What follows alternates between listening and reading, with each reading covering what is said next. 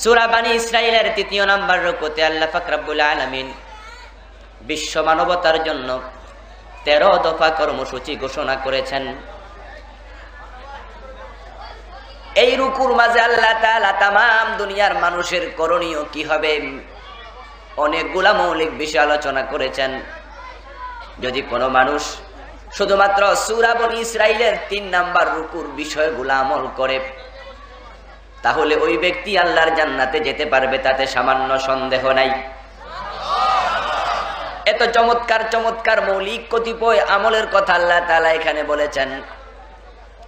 বন্ধুরা আমার, একদিনে এক মাহফিলের মাঝে সবগুলা বিষয় নিয়ে হয়তো আলোচনা করা সম্ভব হবে না, তবে আমরা 1 নাম্বার 2 নাম্বার করে করে আস্তে এগোনোর চেষ্টা করব।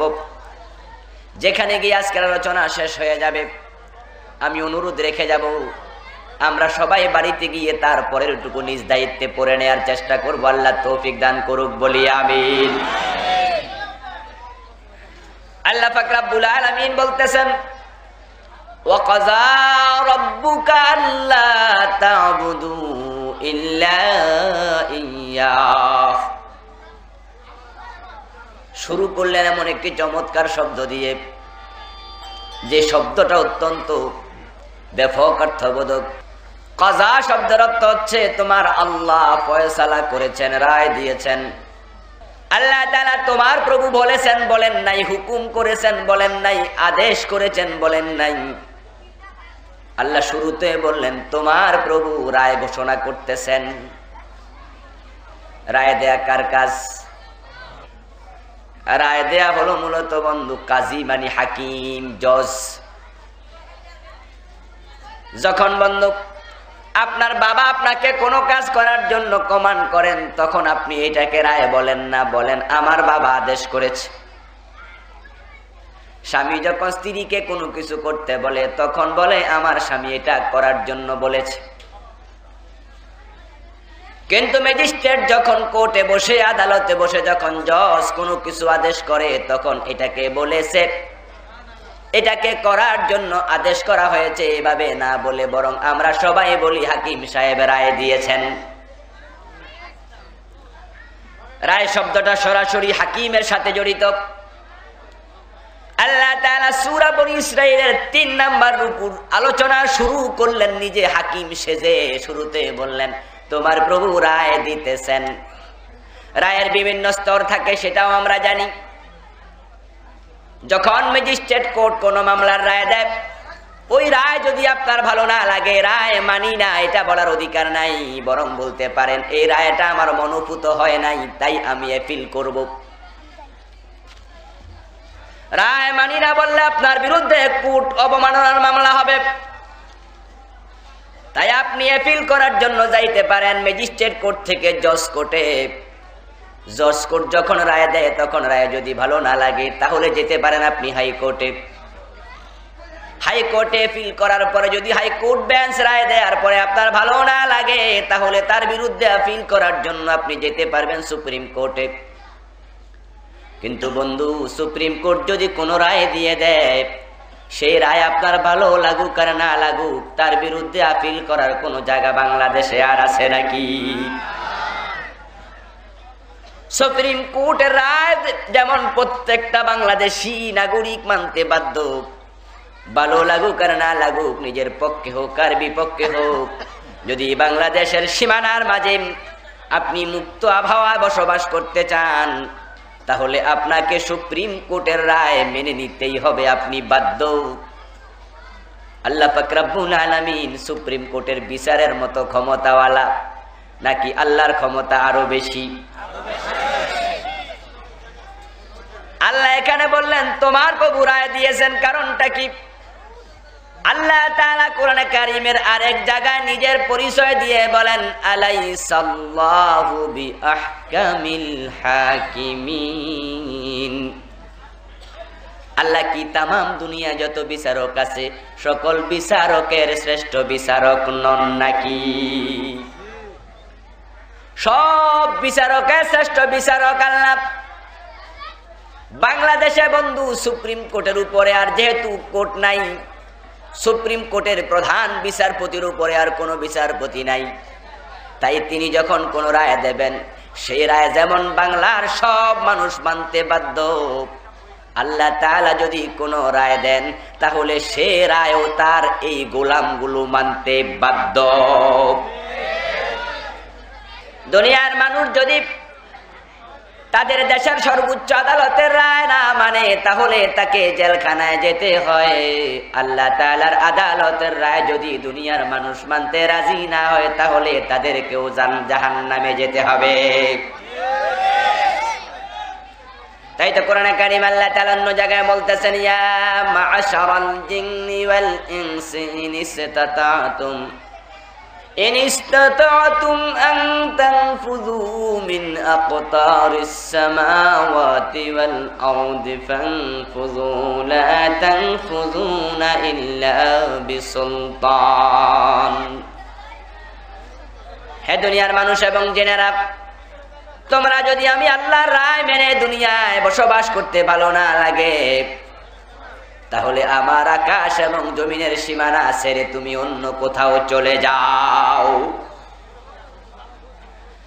আমি আল্লাহর জমিনে থাকবে, আমার কথা মানবে না, তা হতে পারে না। আমার আকাশ এবং জমিনের সীমানা ছেড়ে তুমি চলে যাও। তারপরে বললেন, লা তানফুযুনা ইল্লা বিসুলতান, যাওয়ার জায়গা নাই, যাওয়ার জায়গা নাই, যেখানে যাবে রাজত্বটা আমি আল্লাহ।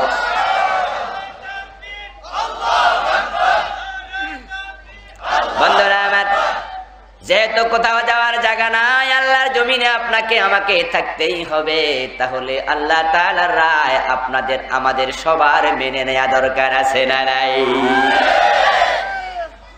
আল্লাহ তাআলা এবার রায় ঘোষণা করেছেন এক এক করে 13টি। এক নাম্বার রায়, আল্লাহ তা'বুদু ইল্লা ইয়্যাহ। প্রথম রায় হলো আল্লাহ ছাড়া কারো আইন মানা যাবে না। জমিন কার? আকাশ কার? আপনি কার? আইন মানবেন কার? এই জন্য আল্লাহ তাআলা বললেন, শুরুর প্রথম কথাই হলো আল্লাহ ছাড়া কারো ইবাদত করা যাবে না। ইবাদত মানে হলো কথা মানা, আনুগত্য করা, গোলামি করা, আইন মেনে চলা। আল্লাহ পাক রব্বুল আলামিন এক নম্বরে বলে দিলেন, আমি আল্লাহ ছাড়া দুনিয়ায় কারো ইবাদত করা যাবে না। এই জন্য বন্ধু, যত নবী দুনিয়ায় এসেছেন সব নবী মানুষদেরকে কথাই বলেছেন, তোমরা সবাই মিলেই আল্লাহর ইবাদত করতে থাকো। ইবাদত করো আল্লাহর, ইবাদত করো আল্লাহর, ইবাদত করো আল্লাহর।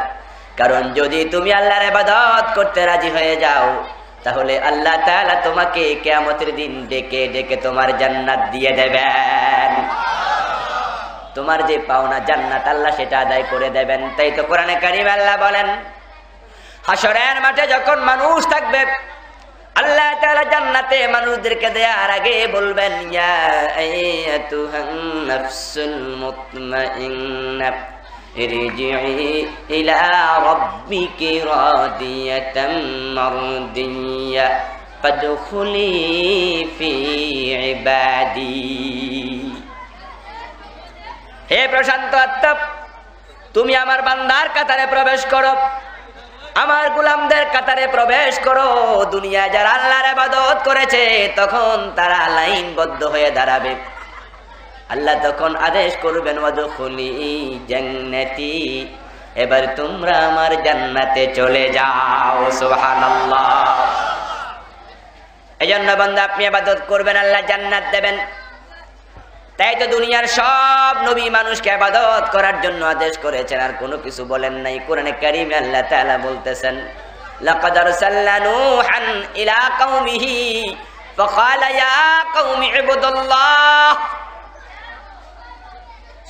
আমি আল্লাহ নূহ নামক নবীকে তার জাতির কাছে প্রেরণ করেছি।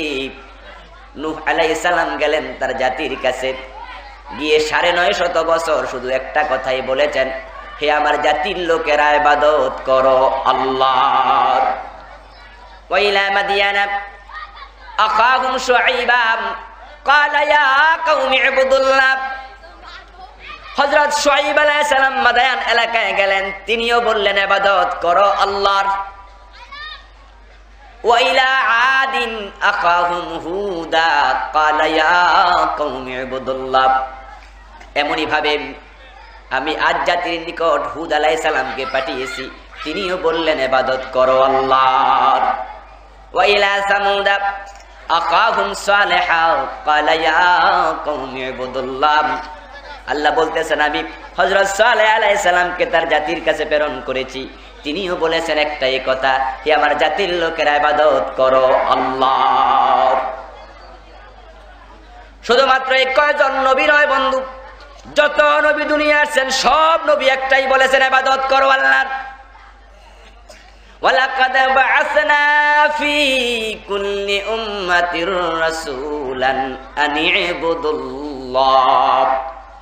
আল্লাহ বলেন এমনই ভাবে আমি প্রত্যেক জাতির কাছে রাসূল প্রেরণ করেছি, আর সব নবী সব রাসূল একটা কথাই বলেছেন, সেটা হলো ইবাদত করো আল্লাহ। কেন এই কথা বলেছেন? কারণ বন্ধু শুনুন, কারণ হলো আল্লাহ তাআলা আমাদের বানিয়েছেন ইবাদতের জন্যই। কোরআনে কারীমে আল্লাহ বলেন ওয়া মা খালাকতুল জিন্না ওয়াল ইনসা ইল্লা লিয়াবুদুন। আমি মানুষ এবং জিনকে বানিয়েছি শুধুমাত্র একটা উদ্দেশ্যে, সেটা হলো তারা আমি আল্লাহর ইবাদত করবে। যেহেতু মানুষকে আল্লাহ ইবাদতের জন্য বানিয়েছেন, তাই সব নবী মানুষকে এই কথাটি স্মরণ করিয়ে দিয়েছেন, এই আদেশ করেছেন। এখন প্রশ্ন হলো, আপনারা একটু বলবেন বন্ধু, প্রশ্নের উত্তর যদি জানেন উত্তর দিন, আপনারা ইবাদত করেন কার? জোরে বলেন কার? প্রথম প্রশ্নের উত্তর শেষ হয়ে গেল, সাভারের মুসলমানরা বলল আমরা ইবাদত করি আল্লাহর। এখন 2 নাম্বার প্রশ্ন করা হলো, সাভারের মুসলমানেরা আপনাদের সাভার উপজেলায় চুরি ডাকাতি আছে না নাই? এখন চুরি ডাকাতি কারা করে? সব হিন্দুরা নাকি? যারা আল্লাহর ইবাদত করে তারা চুরি ডাকাতি করে নাকি? তাহলে সব হিন্দু করে নাকি? কই এটাও জিনা এটাও জিনা, কেমন কথা হলো? ও বন্ধু, উত্তর হবে হুজুর ইবাদত করি আমরা, আবার চুরিও করি, ফাঁকে ফাঁকে চান্স পাইলে ছাড়ি না। 3 নাম্বার প্রশ্ন বন্ধু, সাভারে সুদ এবং ঘুষ আছে না নাই? সব হিন্দুরা খায় নাকি? হুজুর আমাদের মাঝে আবার ঘুষখোর সুদখোরও আছে। 4 নাম্বার প্রশ্ন, সাভারে ফেন্সিডিল গাঁজা মদ আছে না নাই? যারা আল্লাহর ইবাদত করে তারা কোনোদিন গাঁজা খাইতে পারে, মদ খাইতে পারে, কল্পনা তো করা যায় না, কিন্তু বাস্তব সত্য কথা হলো এই ইবাদতকারী লোকগুলার ভিতরে গাঁজাখোর মদখোরও আছে। কি বিস্ময়কর ইবাদত! নামাজও পড়ি আমরা, জুমার নামাজে হাজির হই টুপি মাথায় দিয়া, আবার দেখা যায় টুপি পকেটে নিয়ে সিনেমা হলে চলে যায়। নামাজ পড়ি আমরা, রোজা রাখি আমরা, ইবাদত করি আমরা, আবার চুরিও করি, ডাকাতিও করি, মদ খাই, গাঁজা খাই, ফেন্সিডিল খাই, হিরোইন খাই, ঘুষ এবং সুদের সাথে জড়িত আছি। এখন বন্ধু আপনারাই বলেন, এটা 1 নাম্বার ইবাদত নাকি 2 নাম্বার ইবাদত? আল্লাহর কোন নবী 2 নাম্বার ইবাদত শিখানোর জন্য দুনিয়া আসেন নাই। সব নবী মানুষকে খাঁটি খালেস ইবাদতের মাধ্যমে আল্লাহর জান্নাতে নেয়ার জন্য দুনিয়া এসেছেন। তাই সকল নবী মানুষকে ইবাদত করার জন্য বলেছেন। এখন বন্ধুগণ, আপনারা যে ইবাদত করতেছেন, আমরা যে ইবাদত করতেছি, এই 2 নাম্বার ইবাদত দিয়ে জান্নাত পাওয়া যাবে না। এই জন্য 1 নাম্বার ইবাদত শিখতে হবে, 1 নাম্বার ইবাদত করতে হবে। নামাজ, রোজা, হজ, যাকাত, এই কয়খান কাজ করার জন্য, শিখানোর জন্য যুগে যুগে লক্ষ লক্ষ নবী রাসূল দুনিয়া আসেন নাই।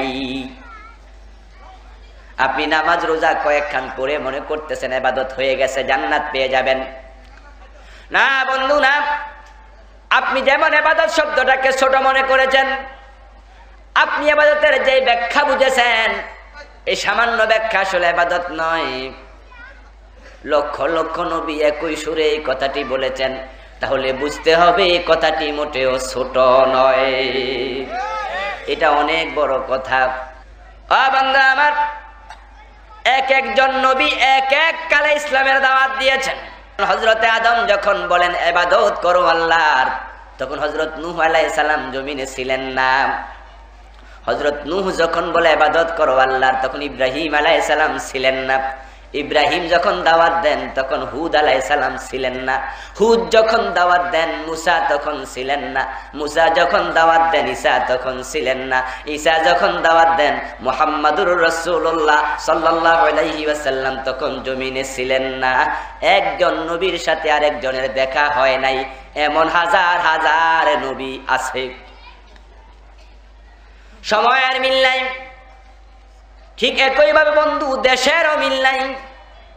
মিটিং করবেন কখন দেখাই তো হয় নাই, কারণ হযরতে সুলাইমান আলাইহিস সালাম দাওয়াত দিয়েছেন ফিলিস্তিনে, হযরত মূসা আলাইহিস সালাম দাওয়াত দিয়েছেন মিশরে, হযরত শুআয়ব আলাইহিস সালাম দাওয়াত দিয়েছেন মাদায়েনে, হযরত ঈসা আলাইহিস সালাম দাওয়াত দিয়েছেন বাতলহামে, মুহাম্মাদুর রাসূলুল্লাহ সাল্লাল্লাহু আলাইহি সাল্লাম দাওয়াত দিয়েছেন আরবে। দেশের মিল নাই, সময়ের মিল নাই, কিন্তু বন্ধু দাওয়াতের মাঝে কোনো অমিল নাই। একজন নবীর সাথে আরেকজন নবীর যদি দেখাও হয়ে যেত, তারপরেও তো একজনের ভাষা আরেকজন হয়তো বুঝতেন না, কারণ আল্লাহ তাআলা প্রত্যেক নবীকে তার মাতৃভাষায় দুনিয়ায় প্রেরণ করেছেন। কোরআনে কারীমে তিনি বলেন, ওয়া মা আরসালনা মির রাসূলিন ইল্লা বিলিসানি কওমিহি, আমি প্রত্যেক নবীকে তার নিজস্ব মাতৃভাষায় প্রেরণ করেছি। এক এক নবীর মাতৃভাষা এক একটা হতে পারে। আসমানি কিতাব হলো 104 খানা, তার মাঝে বড় বড় হলো 4 খানা, তাওরাত, জাবুর, ইনজিল, কোরআন। এই 4 খানা 4 ভিন্ন ভাষায় নাজিল হয়েছে। তাওরাত নাজিল হয়েছে ইব্রানি ভাষায়, ইনজিল নাজিল হয়েছে সুরিয়ানি ভাষায়, জাবুর নাজিল হয়েছে ইউনানি ভাষায়, কোরআন নাজিল হয়েছে আরবি ভাষায়। কোনটা সুরিয়ানি, কোনটা ইউনানি, কোনটা আরবি, কোনটা ইব্রানি। ভাষার মিল নাই, দেশের মিল নাই, সময়ের মিল নাই, কিন্তু দাওয়াতের মাঝে সামান্য অমিল নাই। এটাই প্রমাণ করে সব নবী এক আল্লাহর দূত। বান্দারা আমার, সব নবী একই স্বরে যে দাওয়াত দিয়েছেন, সেই দাওয়াতটা ছোট নাকি অনেক অনেক বড়? এখন বন্ধু, এই বড় দাওয়াতটাকে আমাদের দেশের মানুষ ছোট বানাইয়া ফেলছে। এই লক্ষণ মোটেও ভালো নয় বন্ধু আমার। নবীরা যেইভাবে যেই কাজ যখন যেই সময়ে যে পন্থায় করেছেন, ওই কাজ ঠিক ওইভাবে ওই পন্থায় করার নাম হলো ইবাদত। কমানোর অধিকারও আপনার নাই, বাড়ানোর অধিকারও নাই। ও বন্ধু, কমাইলেও ইবাদত থাকবে না, বাড়াইলেও ইবাদত থাকবে না। যেমন মাগরিবের নামাজের ফরজ হলো 3 রাকাত, কেউ যদি 4 রাকাত পড়ে নামাজ হবে তো? ও বন্ধু, 3 রাকাত ফরজকে যদি কেউ বাড়ায়া 4 রাকাত পড়ে নামাজ বাতিল, এটা ইবাদত নাই। কেউ যদি বলে বেজর পইরা লাভ কি, সুতরাং 1 রাকাত কমাও, মাগরিবের নামাজের ফরজ 2 রাকাত, নামাজ হবে তো? কমাইলেও থাকে না ইবাদত, বাড়াইলেও থাকে না। নবীরা যখন যেখানে যেইভাবে করেছেন প্রতিটা কাজ ওইভাবে করার নাম হলো ইবাদত। কিন্তু দুর্ভাগ্য এই জাতির, আজকে দুনিয়ার মানুষগুলো ইবাদত করার জন্য পাগল, কিন্তু ইবাদত নবীরা কিভাবে করেছেন ওই পন্থা জানার মানসিকতা অনেকেরই নাই। জানতে চায় না, ইবাদত করতে চায়। ও বন্ধু আমার, ইবাদত করা আগে নয়, জানা হলো 1 নাম্বার। নামাজ, রোজা, হজ, যাকাত আপনি করতেছেন, বড়ই ভালো কাজ, করবেন, তো না করলে তো উপায় নাই, এগুলা ফরজ। কিন্তু বন্ধু, এই নামাজ ফরজ হয়েছে আল্লাহর হাবিবের নবুয়তের 12 বছর যাওয়ার পরে। মেরাজের রাত্রিতে নবুয়তের দ্বাদশ সনে নামাজ ফরজ হয়। ইসলামে প্রথম 12 বছর নামাজ ছিল না। রোজা এবং যাকাত এসেছে নবুয়তের 15 বছর যাওয়ার পরে। প্রথম 15 বছর রোজাও নাই, যাকাতও ছিল না। হজ ফরজ হয়েছে নবুয়তের 21 বছর যাওয়ার পরে। প্রথম 21 বছর হজও ছিল না, কিন্তু ইকরা বিসমি রাব্বিকাল্লাযী খালাক, ইকরা পড়ো, বিসমি রাব্বিকাল্লাযী খালাক, তোমার প্রভুর নামে যিনি তোমাকে সৃষ্টি করেছেন। এখন আপনারা একটু বলেন তো বন্ধু, পড়ো পড়ো পড়ো, আল্লাহ এই আদেশ করেছেন নবুয়তের কয় বছর যাওয়ার পরে? পড়ো বলে ইসলাম শুরু। কারণ হলো বন্ধু, যদি কোনো মানুষ না জানে, না পড়ে, না জানে, তাহলে না জেনে কাজ করলে ওই কাজ কখনো ভালো ফল দিতে পারে না। না জেনে কাজ করলে উল্টা ক্ষতি হয়। আপনি ইবাদত কাকে বলে জানলেন না, কিন্তু ইবাদত করলেন।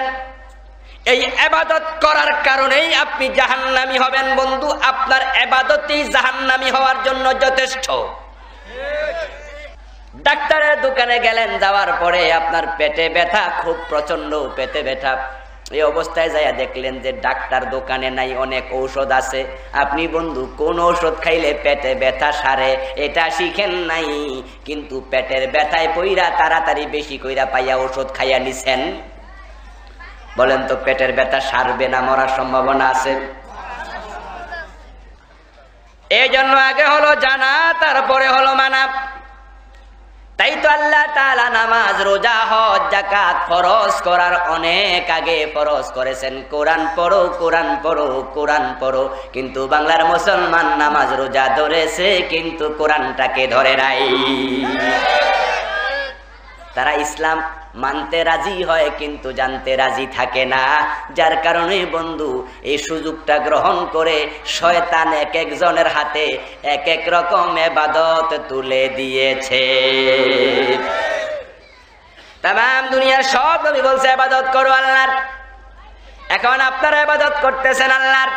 এখন বন্ধু বলুন তো, এই যে ইবাদত আপনি করতেছেন, এই ইবাদত দিয়ে জান্নাত পাওয়া যাবে কিনা?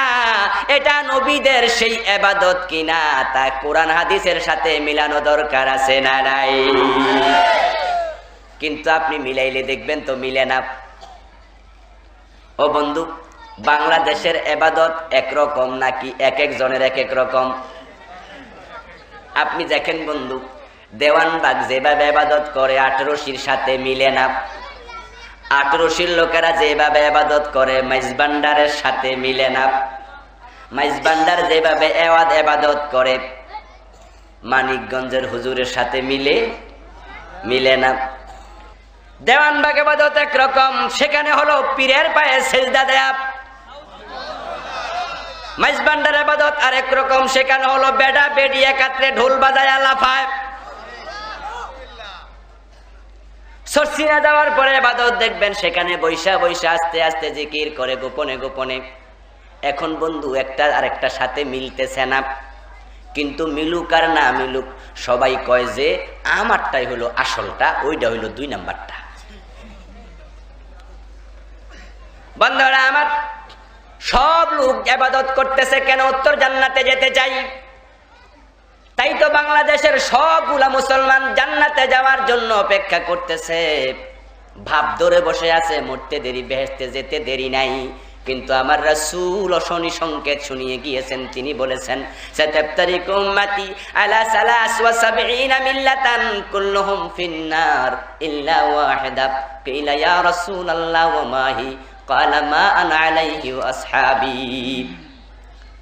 আল্লাহর হাবিব বলেছেন, আমার উম্মত 73 দলে বিভক্ত হবে, তার মাঝে 72 দল জাহান্নামে চলে যাবে, মাত্র একটা দল জান্নাতে যাবে। আল্লাহর হাবিব বললেন আমার উম্মত। আল্লাহর হাবিবের উম্মত বলতে হিন্দু, বৌদ্ধ, খ্রিস্টান বুঝায় নাকি? আল্লাহর হাবিবের উম্মত বলতে বন্ধু আমাদেরকে বুঝায়। এখন আমাদের মাঝে যারা কালেমা পড়বে, যারা নামাজ পড়বে, রোজা রাখবে, তারা 73 দলে বিভক্ত হবে। তার মাঝে 72 দল নামাজ রোজা লইয়াই জাহান্নামে যাবে। মাত্র একটা দল জান্নাতে যাবে। সাহাবায়ে কেরাম বললেন, ইয়া রাসূলুল্লাহ, জান্নাতি দল কোনটা? আমরা জানতে চাই। আল্লাহর হাবিব বললেন, জান্নাতি দল জানতে চাও? তাহলে শোনো, মা আনা আলাইহি ওয়া আসহাবি, যার চিন্তা চেতনা কাজে কর্ম সিরতে সুরত, যার কার্যক্রম তৎপরতা যা জীবনে করে সব কিছু আমি নবী মুহাম্মদ এবং আমার সাহাবাদের সাথে মিল থাকে, শুধু তারাই জান্নাতি, বাকি সবাই জাহান্নামী। এখন বন্ধু, আপনাকে আপনার ইবাদত আল্লাহর হাবিবের সাথে মিলাইতে হবে, সাহাবায়ে কেরামের সাথে মিলাইতে হবে। যদি মিল না পাওয়া যায় তাহলে মনে রাখবেন বন্ধু, আপনি 72 দলেই আছেন। কিন্তু 72 দলে কে আছে কেউ স্বীকার করে না। এজন্য যান আপনি মাইজবান্ডার গিয়ে তারারে বলেন, ভাই আপনারা এইভাবে পুরুষ মহিলা এক জায়গায় লাফাইতেছেন কেন? কবে লাফাইতেছি মানে ব্যস্ত যাওয়া লাগবে না। এই জন্য তারা বলে, লাভ দিয়া ফাল দিয়া জিকির করো যে পর্যন্ত খোদা রাজি হয়। লাফাইতে থাকো, আল্লাহকে রাজি করো। তখন তারা বলে, আপনারা লাফাইয়া বেহেশতে যাবেন? কয় কি, এত লাফাইয়া অত টেনশনে আছি, আল্লাহ বেহেশত দেয় কিনা, তোমরা বইয়ে বইয়ে পাইবা। ও বন্ধু, কি আশেক হয়ে গেছে, জিকির করতেছে, আল্লাহ পাইতেছে, পুরুষের পকেট থেকে মোবাইল পরে যায় ধরে নাম, মানি ব্যাগ পরে যায় ধরে না, মহিলার মাথার কাপড় বুকের কাপড় মাটিতে বইরা গেছে ধরে না, জিকির করে লা ইলাহা ইল্লাল্লাহ। কই দেখেন নিয়ে এইভাবে লাফাই অত বেহেশত পাই কিনা টেনশনে আছি, আর আপনি বইয়ে বইয়ে পাইবেন। ওখান থেকে বন্ধু আপনি জানাত রশিওয়ালারা বলেন আপনারা জান্নাত পাবেন না। কি কারণ? আপনাদের পীর সাহেবের তো দাড়িও নাই, মোছও নাই, ঠিক না বেঠিক? এই কেমন আজীব পীর সাহেব, বেডা না বেডি হঠাৎ করে চিনায় যায় না। ও বন্ধু, এখন আপনি জিজ্ঞাসা করলেন আপনি 8 রশিওয়ালা কেমনে জান্নাতে যাবেন? তখন বেটা কয়, এত রশি লাইয়া যদি আমরা জান্নাতে না যাই, তোমরা 1 রশি লইয়া যাইবা?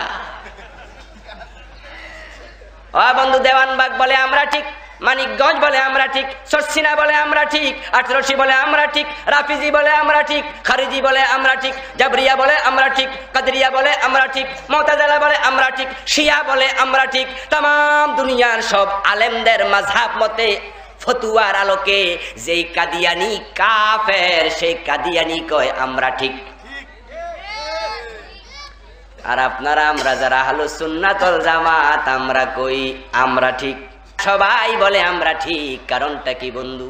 আল্লাহ তাআলা কোরআনে কারীমে বলে দিয়েছেন, কুল্লু হিজবিম বিমা লাদাইহিম ফারিহুন। সবাই সবার কাছে বলবে আমি ঠিক, কারণ হলো শয়তান তোমাদের ধোকায় ফেলে রাখবে। এই জন্য আসল ঠিক হলো মাত্র একটা। এখন বন্ধুগণ, ওইটা মিলাইতে হবে আল্লাহর হাবিব এবং তার সাহাবায়ে কেরামের আদর্শের সাথে, চিন্তা চেতনার সাথে, সুরত এবং সিরতের সাথে। এখন আপনারাই বলেন তো, বিশ্ব নবী মুহাম্মদুর রাসূলুল্লাহ সাল্লাল্লাহু আলাইহি ওয়াসাল্লাম কোনদিন ঢোল বাজাইছেন? আবু বকর, ওমর, ওসমান বাজাইছে। এখন যারা বাজায় মিলল তারা কয় মাইনুদ্দিন চিশতি রহমাতুল্লাহ আলাইহি বাজাইছে। ও বন্ধু, যদি মাইনুদ্দিন চিশতি রহমাতুল্লাহ আলাইহি বাজাইছে ধরে নিলাম বাজাইছে, এখন আমার প্রশ্ন হলো, আল্লাহর হাবিব বললেন জান্নাতি দল হলো যাদের আমল আমি নবী মুহাম্মদ এবং সাহাবাদের সাথে মিলে। এখন মাইনুদ্দিন চিশতি কি সাহাবী ছিলেন? আপনাকে মিলাইতে হবে আল্লাহ এবং তার আল্লাহ রাসূল এবং তার সাহাবায়ে কেরামের সাথে। আসলে বন্ধু, লোকগুলা মিথ্যা কথা বলে, ভণ্ডামির আশ্রয় নেয়। কারণ তারা যদি বলে আল্লাহ রাসূল ঢোল বাজিয়েছেন, আবু বকর ওমর ঢোল বাজাইছে, তাহলে আমরা বলবো কোন হাদিসে পাইছো দেখাও। তো দেখাইতে না পারলে মিথ্যুক সাব্যস্ত হবে। কিন্তু মাইনুদ্দিন চিশতির নাম বললেও তো আর কিতাব দেখানো লাগে না। আসলে মাইনুদ্দিন চিশতির মতো এত বড় আল্লাহর ওলি, তিনি কি ঢোল বাজাইতে পারেন? অসম্ভব। হিন্দুদের সাথে যুদ্ধ করেছেন, কাফেরদের সাথে যুদ্ধ করেছেন, শিরক মুক্ত ঈমান তৈরির জন্য পুরো জীবন বাজি রেখে যুদ্ধ করেছেন। যে মাইনুদ্দিন চিশতি, তিনি কখনোই ঢোল বাজাইতে পারেন না, এটা মিথ্যা কথা। আল্লাহর হাবিব আবু বকর, ওমর, ওসমান যেটা করে নাই, মাইনুদ্দিন চিশতিটা করব? কেমনে ভাবলেন আপনি এটা? এখন বন্ধুরা আমার, যারা মানুষ মানুষকে সেজদা করে, তাদের নাম দিয়েছে আবার আশেকে রাসূল। নাম কি রে বাবা? আশেকে রাসূল। বান্দারা আমার, আপনারা দেখতে পেলেন যারা মানুষ মানুষকে সেজদা করে এমন পীরের কাছে মুরিদ হইয়া নাম দিল আশেকে রাসূল। আমি নিজের চোখে দেখেছি তার মুরিদ তাকে সেজদা করতেছে। ও বন্ধু, যে ব্যক্তি সেজদা নিল, যে সেজদা করলো, দুইজন মুশরিক হয়ে গেল, ঈমান বাতিল হয়ে গেল। কারণ মানুষের মাথা আল্লাহ ছাড়া কারো কাছে নত হতে পারে না। এখন বন্ধুরা আমার, তারা যে আসলে আশেকে রাসূল নয় তার সবচেয়ে বড় প্রমাণ কয়েকদিন আগে ছিল, যখন ফখরুদ্দিন সরকার ক্ষমতায় ছিল, তখন প্রথম আলো ম্যাগাজিন বের করেছে আলফিন। ওই আলফিনের মাঝে আমার নবী মুহাম্মদকে বিড়াল বলা হয়েছিল, ঠিক না বেঠিক?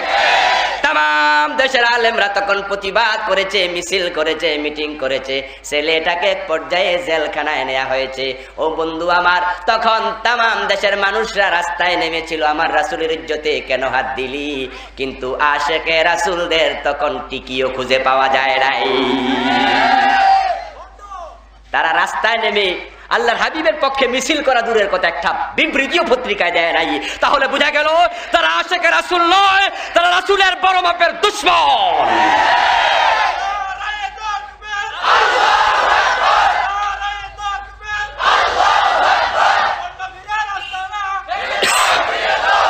বন্ধুরা আমার, আপনাকে বুঝতে হবে, ধোকায় পড়বেন না বন্ধু।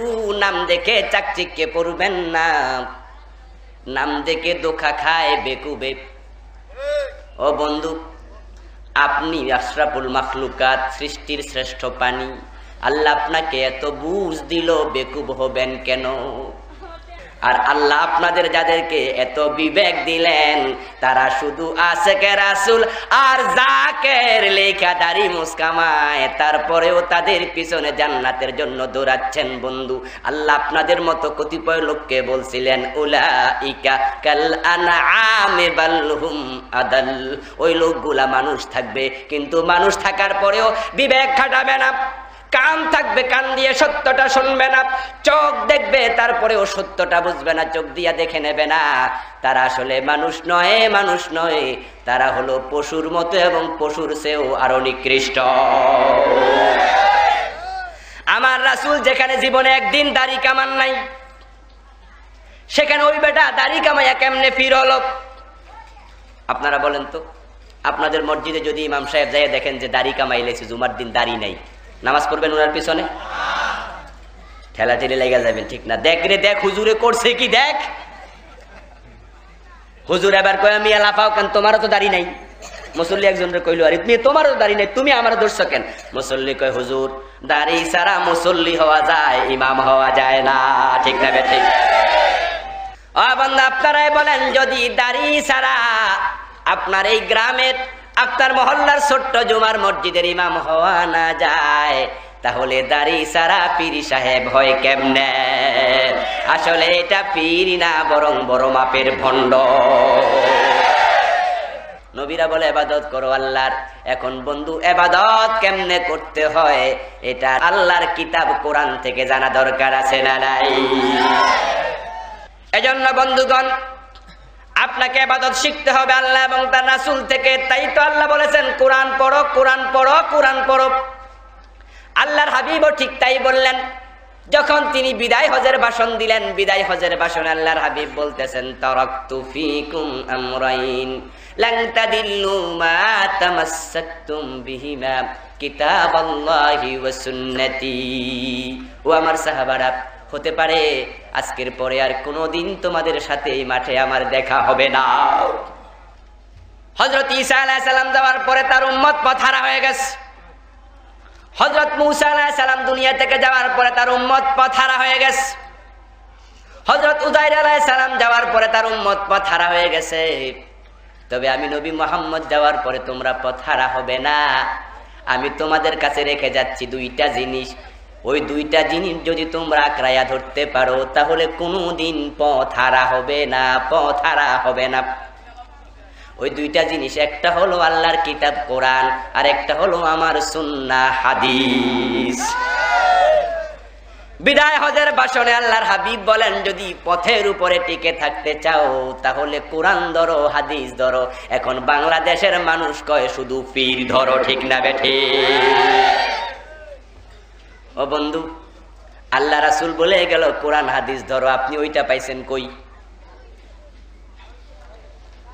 এখন বন্ধুরা আমার, এক সময় যারা আল্লাহওয়ালা মানুষ ছিলেন, পীর সাহেব ছিলেন, আপনি লক্ষ্য করে দেখেন তাদের সাথে বর্তমানের পীরদের সাথে মিল নাই। যেখানে আপনি পীর সাহেব দেখবেন বন্ধু আমার, সেখানেই দেখবেন তারা কোরআন হাদিসের একটা কেন্দ্র খুলেছে। আপনি দেখেন বন্ধু, ফুরফুরার আবু বকর সিদ্দিক রহমতুল্লাহ আলাই, তিনি সেখানে বড় একটা মাদ্রাসা খুলেছেন। নানুপুরের পীর সাহেব নানুপুর মাদ্রাসা খুলেছেন। আবুল কাসেম নানাতুবি দেওবন্দ মাদ্রাসা খুলেছেন। সরসিনার নেসারউদ্দিন সরসিনা মাদ্রাসা খুলেছেন। দামতির আজিমউদ্দিন সাহেব দামতি মাদ্রাসা খুলেছেন।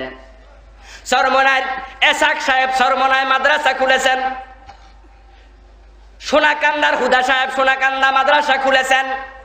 এইভাবে বন্ধু যত আল্লাহওয়ালা মানুষ পাবেন সবাই মাদ্রাসা খুলে কোরআন হাদিসের কেন্দ্র বসাইছে, কারণ তারা সবাই জানত কোরআন হাদিস ছাড়া জান্নাতের পথ পাওয়া যায় না। কিন্তু এখনকার যারা পীর তারা মাদ্রাসা খুলে না, মাজার বানায়। এখন বন্ধু তারা মাদ্রাসা করে না, তারা মাজার বানায়। এই জন্য আগেকার পীর সাহেবরা মুরিদ বানানোর পরে বলেছে কোরআন শিখো, হাদিস শিখো। কিন্তু এখন দেখবেন মুরিদ হওয়ার পরে কয় সুবহানাল্লাহ পড়ো, কোরআন হাদিসের কথা কয় না। কয়টা জিকির শিখাইয়া দেয়। ভাউতাবাজি কেন জানেন? তারা জিকিরও শিখাইতো না। এখন পীরের কাছে যাওয়ার পরে যদি কয় যে তুমি সকালবেলা একটা সিনেমার গান গাইবা, বিকেলবেলা আর একটা, মুরিদ পরের দিন যাইবো আর?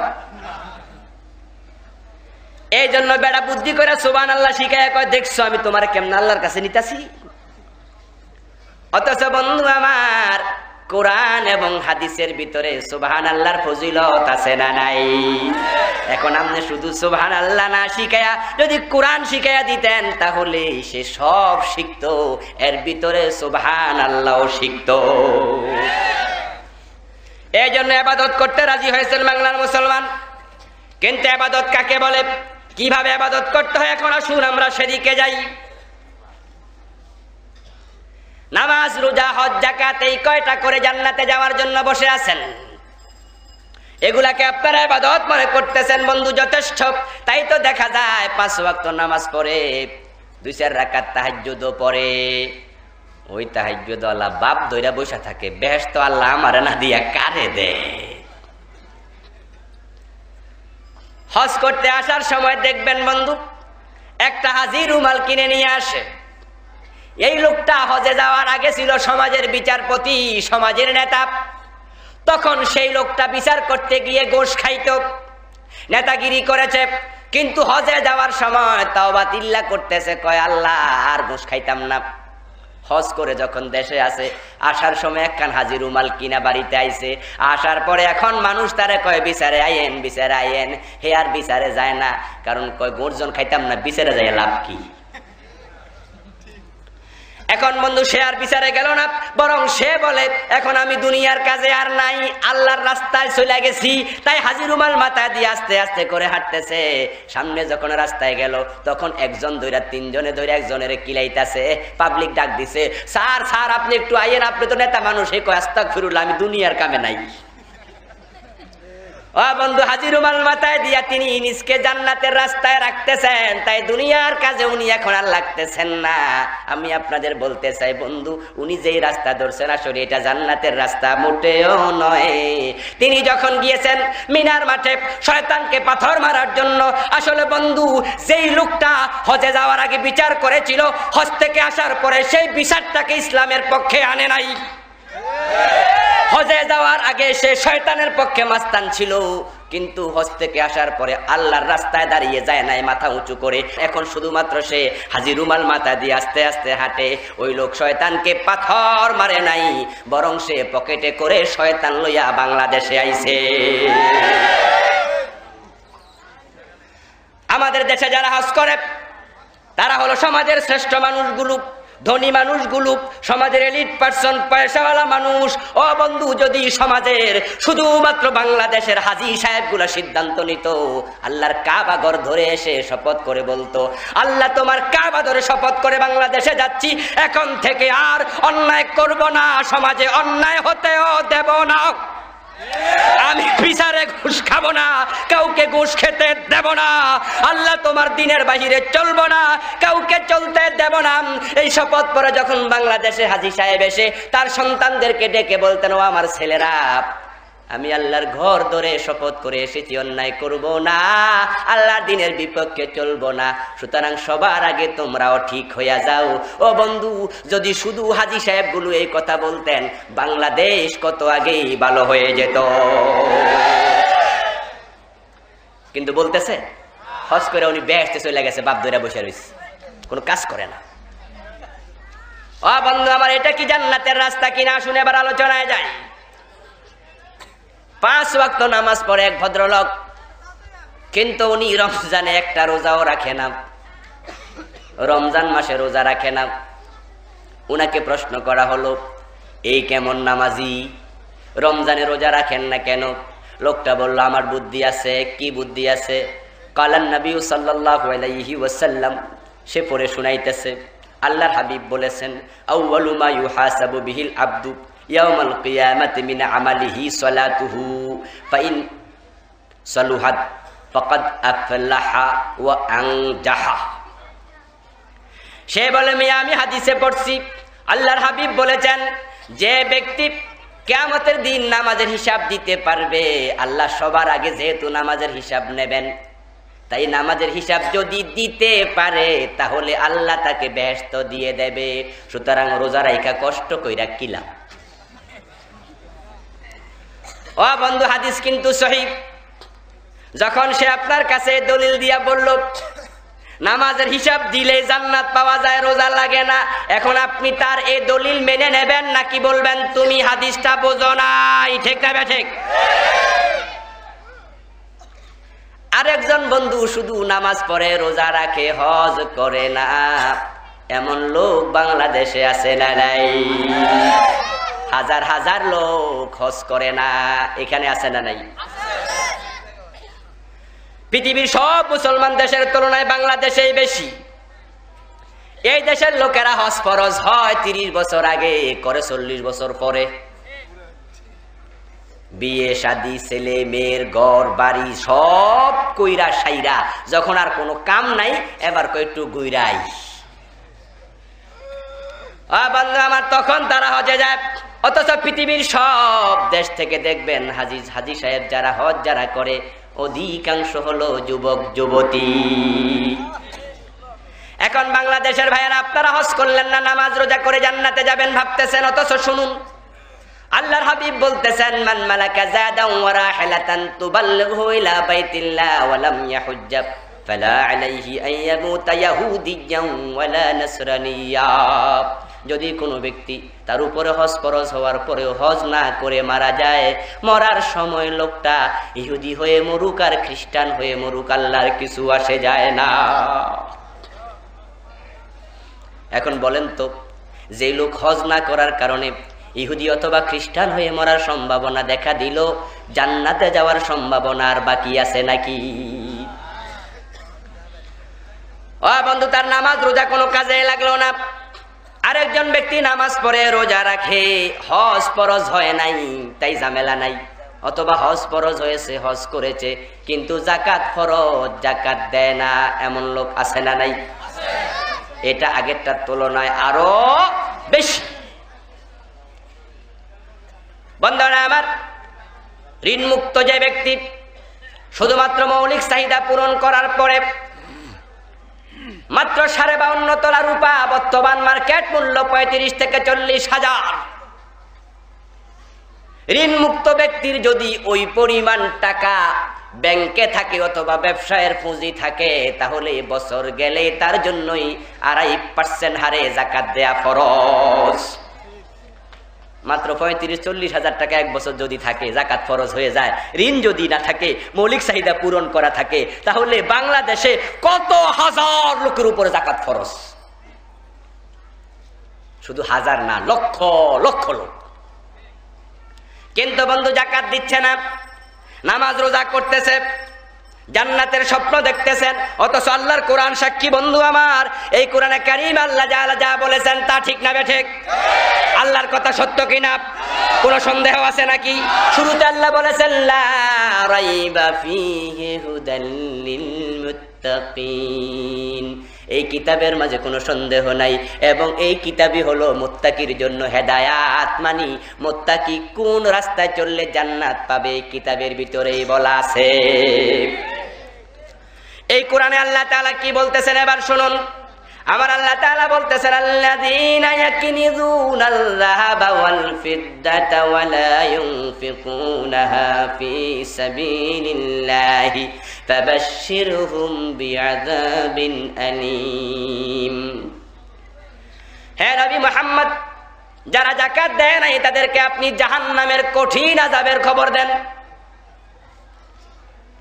জাহান্নামের কঠিন আযাবের খবর দেবেন তাদেরকে যারা যাকাত দেয় নাই।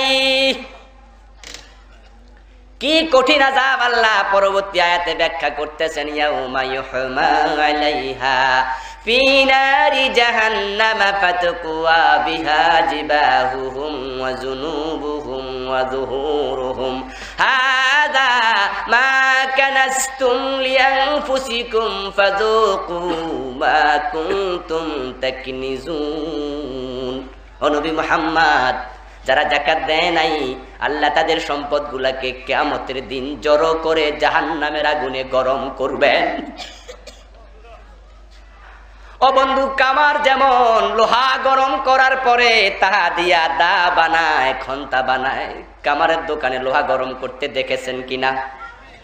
যখন টকটকে লাল হয়ে যায় তখন তার মাঝে হাত দেয়া যাবে।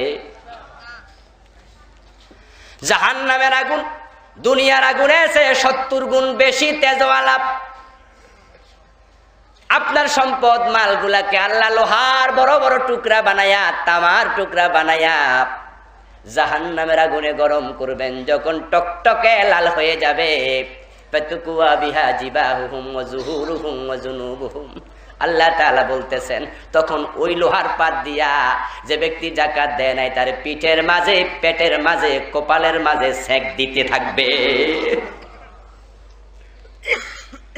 আর ফেরেশতারা বলবে হাযা মা কানাসতুম লিআনফুসিকুম, এটা হলো তোমার সম্পদ, যেই সম্পদ তুমি যাকাত না দিয়া ব্যাংকে জমা করে রেখেছিলে, গাড়ি করেছিলে, বাড়ি করেছিলে, জমি কিনেছিলে।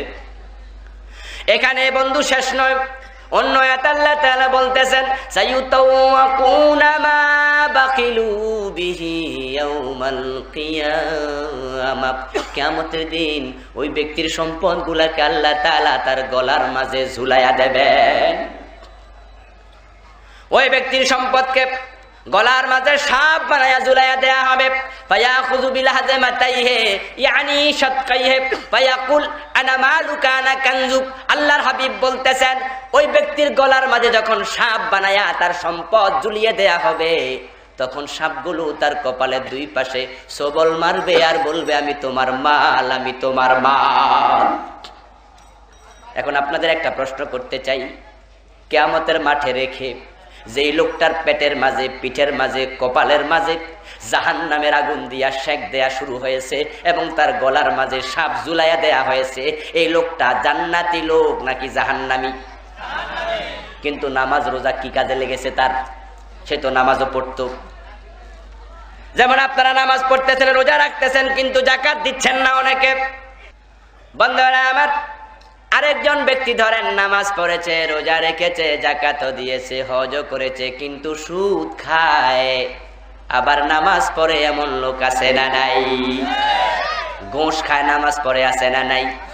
মালে ভেজাল মিশায়, ওজনে কম দেয়, মানুষকে ধোকা দেয়, মিথ্যা কথা বলে, আবার নামাজ পড়ে। বন্ধু, শুধু নামাজই পড়ে না, মসজিদ কমিটির সভাপতিও বটে, মসজিদের সেক্রেটারি, মসজিদের প্রভাবশালী সদস্য, আবার নামাজি এই মানুষটা যখন এলাকায় বিচার করতে যায় তখন ঘুষ খায়া বিচার উল্টায়া দেয়, আছে না নাই? সারা দেশে হাজার হাজার। বান্দারা আমার, এখন যেই ব্যক্তি সুদ খায় আবার নামাজ পড়ে, ওই ব্যক্তির নামাজ তাকে জান্নাতে নিতে পারবে নাকি? শুনুন। কালান নবী সাল্লাল্লাহু আলাইহি ওয়াসাল্লাম আতাইতু লাইলাতান উসরিয়া বি আলা কওমিন বুতুনুহুম কাল বুয়ুত ফিহাল হায়াত তুরা মিন খারিজ বুতুনিহিম কুলতু ইয়া জিবরিল মান হাউলা ক্বালা হাউলা ইয়াকালাতুর রিবা। আল্লাহর হাবিব বলতেছেন, যাচ্ছিলাম মেরাজের রাত্রিতে, দেখতে পেলাম একদল লোক, তাদেরকে জাহান্নামে শাস্তি দেয়া হচ্ছে, অত্যন্ত অভিনব শাস্তি।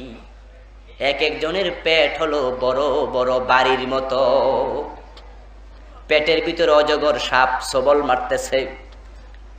আমি আশ্চর্য হয়ে জিজ্ঞাসা করলাম, ভাই জিবরিল, এত কঠিন শাস্তি আল্লাহ তাদেরকে কেন দেয়? কি অপরাধ তাদের? জিবরিল আমিন বলল, কারণ তারা দুনিয়ায় সুদ খেয়েছে। ও বন্ধু, আপনি বলেন তো, যদি পেট বড় করায়া পেটের ভিতরে অজগর সাপ আল্লাহ ঢুকিয়ে দেন, এটা জান্নাতি লোকের আলামত নাকি জাহান্নামী লোকের আলামত? এখন নামাজ কি কাজে লাগছে? ঘুষ খান, সুদ খান, আবার টুপি মাথায় দিয়া মসজিদে যান, লজ্জা করে না আপনার? কিভাবে আল্লাহর সাথে দুই নাম্বারি করতেছেন? শরীর মোটা করতেছেন, তাজা করতেছেন, করেন বন্ধু। দুনিয়ায় যেমন পেট বড় করছেন, আল্লাহ আখিরাতেও পেট বড় কইরা ছাড়বে, ঠিক না? গোশ খাইয়া খাইয়া বাবারে বাবা কত মোটা পেট। পেট মোটা হবে না কেন? কারণ বাজারের বড় মাছ তো ওরাই কিনে, 10 কেজি গোস্ত একাত্রে কিনে, খাইতে বলে একাই 3 কেজি খাইলা। পেট কত বড়! কারণ টাকা কামাইতে তো গোশ খাইতে কষ্ট নাই, সুদ খাইয়া টাকা কামাইতে কষ্ট নাই, খরচ করতে কষ্ট হয় না। এখন প্রশ্ন হলো, হুজুর গোশ খাইলাম, সুদ খাইলাম, নামাজ হবে না কেন? কারণটা কি? কারণ এবার শুনুন। কালান নবী সাল্লাল্লাহু আলাইহি ওয়াসাল্লাম মান ইশতারা সাওবান বিআশারাতি দারাহিম ফিহি দিরহামু হারামিন লাম ইয়াকবালিল্লাহু লাহু সালাতাহু মা দামা আলাইহি। আল্লাহর হাবিব বলতেছেন, যে ব্যক্তি 10 দিরহাম দিয়া 100 টাকা, 500 টাকা, 1000 টাকা দিয়ে একটা কাপড় কিনেছে, যদি ওই কাপড়ের মাঝে 999 টাকা হালাল থাকে, 1 টাকা হারাম থাকে। কয় টাকা হারাম? মাত্র 1 টাকা যদি হারাম থাকে, ওই কাপড় পরে যতই নামাজ পড়ুক আল্লাহ 1 রাকাতও কবুল করবেন না। কালান নবী আলাইহিস সালাম লা ইয়াদখুলুল জান্নাতা লাহমুন নাবাতা মিনাস সু'তি ওয়া কুল্লু লাহমিন নাবাতা মিনাস সু'তি ফাকানাতিন নারু আওলা বিহি। আল্লাহর হাবিব বলতেছেন, হারাম খেয়ে খেয়ে যেই দেহটা মোটা হয়েছে, তাজা হয়েছে, রক্ত হয়েছে, মাংস হয়েছে, ওই হারাম খাওয়া দেহকে আল্লাহ কখনো জান্নাতে যেতে দেবেন না। তো নামাজ পড়তেছেন জান্নাতের জন্য, হারাম খাইলে আল্লাহ রাসূলকে জান্নাত পাইতেন না। হুজুর ইসলাম বুঝি এত কঠিন? আমনে টামনে কোন, আমরাও কম বুঝি না। এজন্য বন্ধু আমার, যারা খুব বেশি বোঝে তারা সুদও খায়, আবার মসজিদে গিয়া টাকাও দেয়, সিনেমা হল বানায়, সাথে সাথে আরেকটা মসজিদ বানায় রাখে। হুজুর আমরাও বুঝি, সিনেমা হল দিলে গুনাহ হয়, মসজিদ দিলে সওয়াব হয়, ঠিক না? সুতরাং মসজিদের সওয়াবও আমি পাবো, সিনেমা হলের গুনাহও আমি পাবো। কিয়ামতের মাঠে যখন উঠবো তখন দেখা যাবে ডান কাঁধে সওয়াব আর সওয়াব, মসজিদের সওয়াব কিয়ামত পর্যন্ত আসতেই থাকবে। বাম পাশে সিনেমা হলের গুনাহ আসবে, আসুক, সওয়াব গুনাহ কাটাকাটি, আমি মাঝখান দিয়া কোটিপতি। কি বুদ্ধি! এই জন্য দেখা যায় ভালো কাজেও আছে, আকামেও আছে। আপনি যখন নামাজ পড়লেন বন্ধু, নামাজের মাঝে আপনি বলতেছেন ইয়াকা না'বুদু ওয়া ইয়াকা নাস্তাঈন, আল্লাহ তোমার গোলামি করি, তোমার কাছে চাই। আবার যখন বিতির পড়তে গেলেন দিনের শুরুতে বললেন ইয়াকা না'বুদু ওয়া ইয়াকা নাস্তাঈন। রাত্রি আবার যখন ঘুমানোর সময় হলো বিতিরের নামাজে গিয়া বলতেছেন ইয়্যাকা না'বুদু ওয়া লাকা নুসাল্লি ওয়া নাসজুদু ওয়া ইলাইকা নাসআ। দোয়া কুনুত পড়েন না? সেখানে এক পর্যায়ে বলতেছেন ওয়া নাখলাউ ওয়া নাতরুকু মাইয়াফজুরুকা, হে আল্লাহ ইবাদত করি তোমার কথাই মেনে চলি, আমি তো অন্যায় করি না, সমাজে যারা অন্যায় করে তাদের সাথে সম্পর্ক রাখি না। এটা কইয়া মসজিদ থেকে বাহির হইয়া এমন বেডার মিছিলে যাইয়া কয় অমুক ভাইয়ের চরিত্র ফুলের মতো পবিত্র, যে গম চুরি করে, মদ খায়। এখন লগের জন জিগায়, কিরে তুই তো এইমাত্র মসজিদ থেকে আইলি, কি কস এটা? কয় চা খাওয়ান লাগবো না, না কইলে চা খাওয়াইবো? ও বন্ধুরা আমার, আপনি আল্লাহকে বললেন আল্লাহ যে গুনাহ করে তার সাথে সম্পর্ক রাখি না, অথচ মসজিদ থেকে বের হয়ে এমন লোকের সাথে হ্যান্ডশেক করলেন, কোলাকুলি করলেন, গলাগুলি করলেন, একই দোকানে বসে চা ভাগাভাগি কইরা খাইলেন, একই দোকানে বসে সিগারেট ভাগাভাগি কইরা খাইলেন। যেই লোকটা আল্লাহ এবং রাসূলের কথা শুনতে চায় না, যেই লোকগুলা ইসলামের দুশমন, আল্লাহর দুশমন, যারা সমাজ থেকে ইসলাম তুলে দিতে চায়, দেশ থেকে ইসলাম তুলে দিতে চায়, এমন লোকের সাথে হ্যান্ডশেক করলেন। তখন আল্লাহ তাআলা বলে, ও বান্দা কিছুক্ষণ আগে মসজিদে বললি কি, আর মসজিদ থেকে বের হয়ে করলি কি? ইবাদত মানে হলো বন্ধু মাতাকুমুর রাসূলু ফাখুযুহু ওয়া মা নাহাকুম আনহু ফান্তাহু। ইবাদত মানে হলো আমার রাসূল তোমাদের যা করতে বলেছেন করো, যা ছাড়তে বলেছেন ছাড়ো।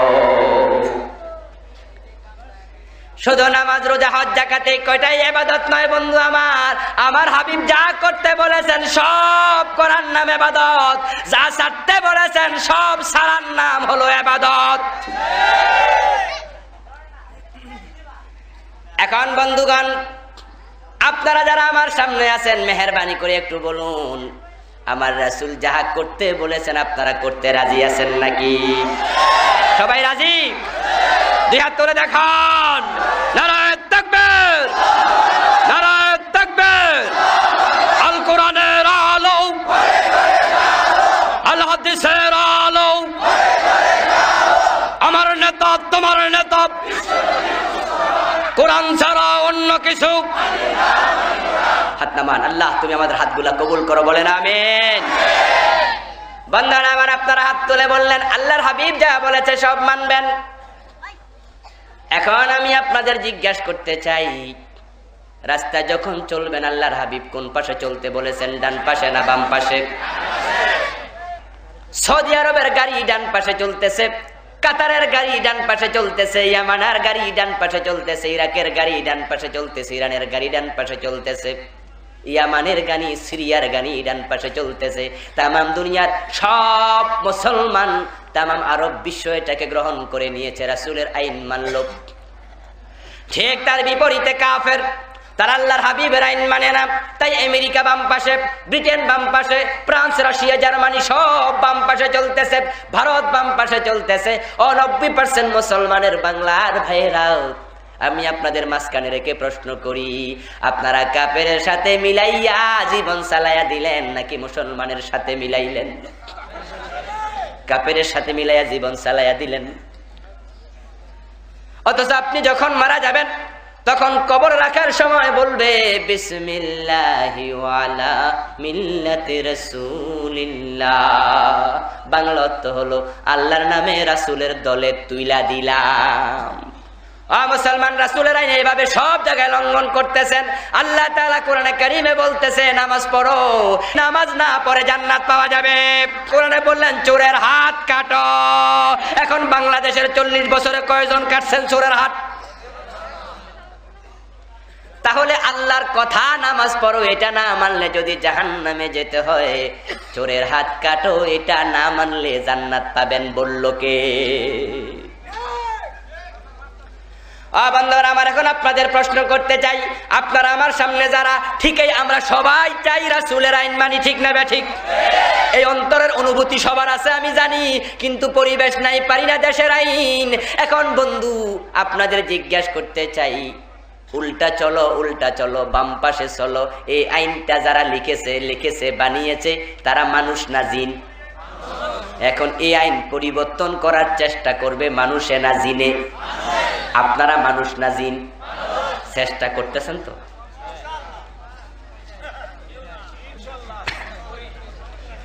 যারা করেন আলহামদুলিল্লাহ। ও বন্ধু আমার, আমিও বাম পাশে গাড়িতে চলি, আমিও বাম পাশে চলতেছি, কিন্তু বন্ধু আমি বিদ্রোহী, আমি বিদ্রোহী, আমি বিদ্রোহী। আমি সব সময় চিন্তা লালন করি, যদি সংবিধান পরিবর্তন করার ক্ষমতা আমার হাতে আসে, তাহলে আমি একদিনের ভিতরে সেটাকে ডান পাশে নিয়ে আসবো।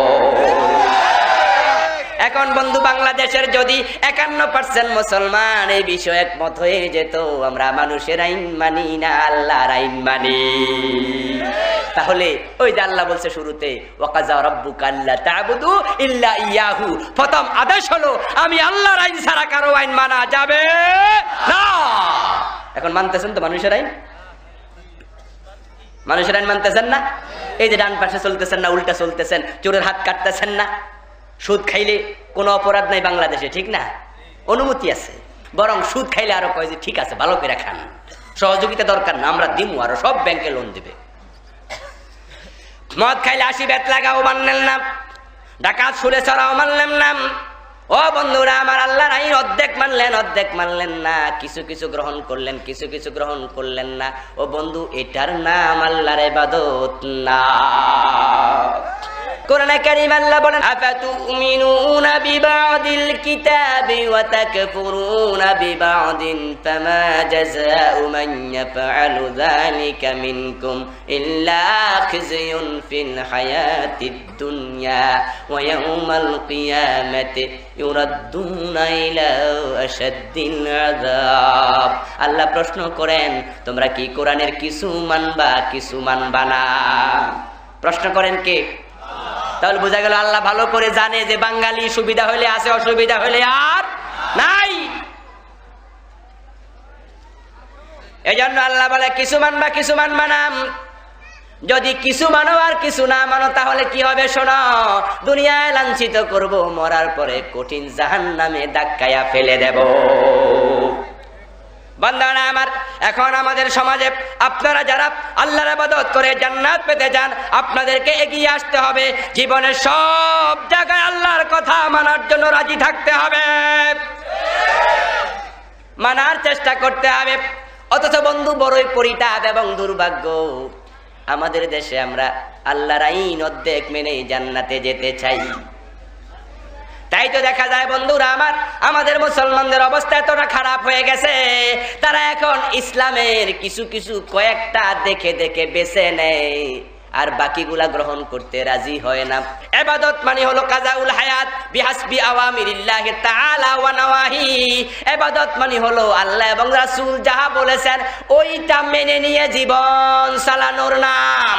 আপনি যখন নামাজ পড়বেন, ও বন্ধু, আপনার নামাজও ইবাদত হবে না যেই পর্যন্ত নামাজটা রাসূলের মতো না হয়। আপনার রোজা রোজা হবে না যে পর্যন্ত রোজা রাসূলের মতো না হয়। এজন্য আমার রাসূল যাহা করেছেন, যেভাবে করেছেন, তাহা সেভাবে করার নাম হলো ইবাদত। তাই তো বন্ধু, ব্যক্তিগত জীবন চালাবো আমরা রাসূলের মতো, অর্থনীতি চালাবো রাসূলের মতো, সমাজনীতি চালাবো রাসূলের মতো, শিক্ষানীতি চালাবো রাসূলের মতো, নামাজ পড়ে রাসূলের মতো, বিয়ে করে হিন্দুর মতো, ঠিক না বেঠিক? চাল চলনে হিন্দু তুমি, বেশভূষাতে খ্রিস্টান, তোমার লেনদেন দেখে শয়তান করে লজ্জা জ্ঞান। এখন বন্ধু, অনুষ্ঠান দেখলে আর বোঝা যায় না মুসলমানের বিয়ে নাকি হিন্দুর বিয়ে। নামাজ রাসূলের মতো, রোজা রাসূলের মতো করতে রাজি হলো, সব জায়গায় রাসূলকে মানতে রাজি, কিন্তু শুধু রাজনীতিটা হুজুর কইেন না, এটা আমরা ব্যক্তিগত ভাবে চালাইতে চাই। এখন আপনিও বলতেছেন হুজুর নামাজ রোজা হজ যাকাত আমার রাসূল কেমনে করছে একটু বেশি কইরা বলেন, কিন্তু আমার রাসূল দেশ চালিয়েছেন কেমনে ব্যাপারে মাথা ঘামান না। ও বন্ধু, আমি আপনাকে বলতে চাই, আপনাকে ভালো করে বলতে চাই, শুনুন, আমার রাসূল 10 বছর মদিনায় প্রেসিডেন্ট ছিলেন। ইসলামে রাজনীতি আছে না নাই? এখন যারা আমার রাসূলকে 10 বছর মদিনার মসনদে বসায়া তারপরেও রাজনীতি নাই, আবু বকর, ওমর, উসমান, আলী 30 বছর মদিনার রাষ্ট্র চালিয়েছেন বলে রাজনীতি নাই, ওই সমস্ত লোকগুলা আলেম নয়, পীর নয়, বক্তা নয়, বরং তারা হলো আলেম পীর নামের ভণ্ড।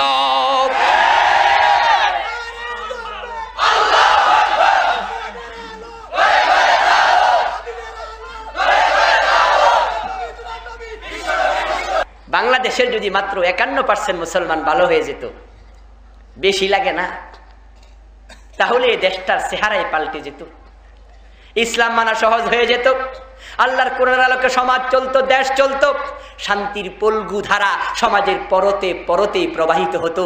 হযরত ওমরের সময় যেমন তাম আরব বিশ্বে চোর ছিল না, ডাকাত ছিল না, রাহাজানি ছিল না, চিন্তায় ছিল না, ইয়ামানের সেই সাবা থেকে শুরু করে হাদ্রামাউত পর্যন্ত যুবতী নারী যদি রাত্রিবেলায় মাথার মাঝে স্বর্ণের বোঝা নিয়ে একা একা চলতো, কেউ জিজ্ঞাসা করার সাহস ছিল না তোমার বাড়ি কোথায়।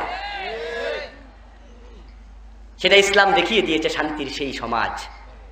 সেই ইসলাম মানলে কি আজকে শান্তি আসতে পারে না? আজকে পারে না? আল্লাহ তাআলা আপনাকে, আমাকে, আমাদের সকলকে ইবাদত বুঝে, ইবাদতের হাকিকত বুঝে ইবাদত করার মাধ্যমে আল্লাহর জান্নাতে সবাইকে যাওয়ার তৌফিক দান করুক, বলি আমিন।